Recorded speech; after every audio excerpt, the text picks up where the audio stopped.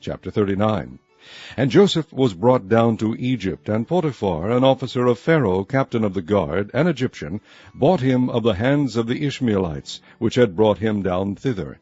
And the Lord was with Joseph, and he was a prosperous man, and he was in the house of his master the Egyptian. And his master saw that the Lord was with him, and that the Lord made all that he did to prosper in his hand.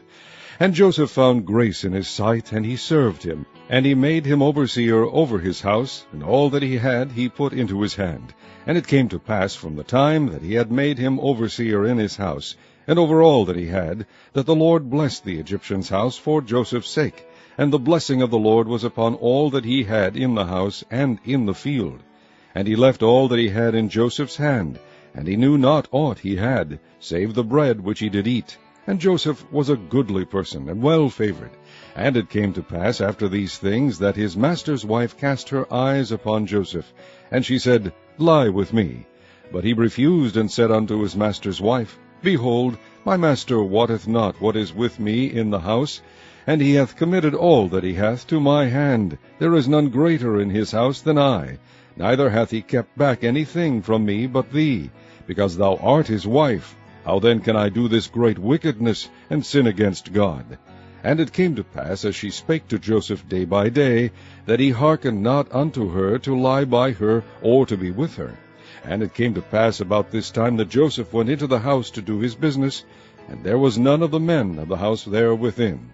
And she caught him by his garment, saying, Lie with me.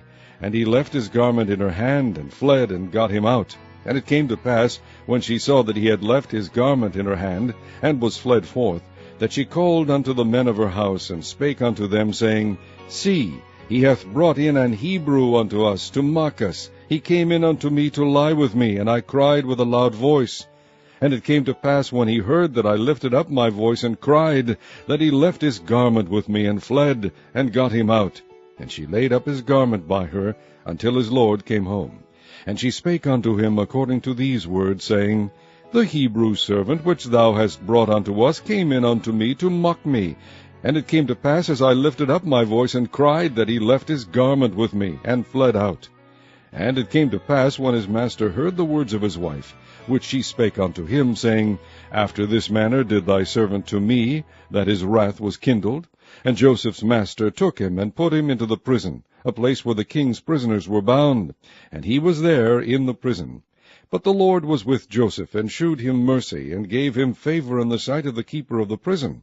And the keeper of the prison committed to Joseph's hand all the prisoners that were in the prison. And whatsoever they did there, he was the doer of it.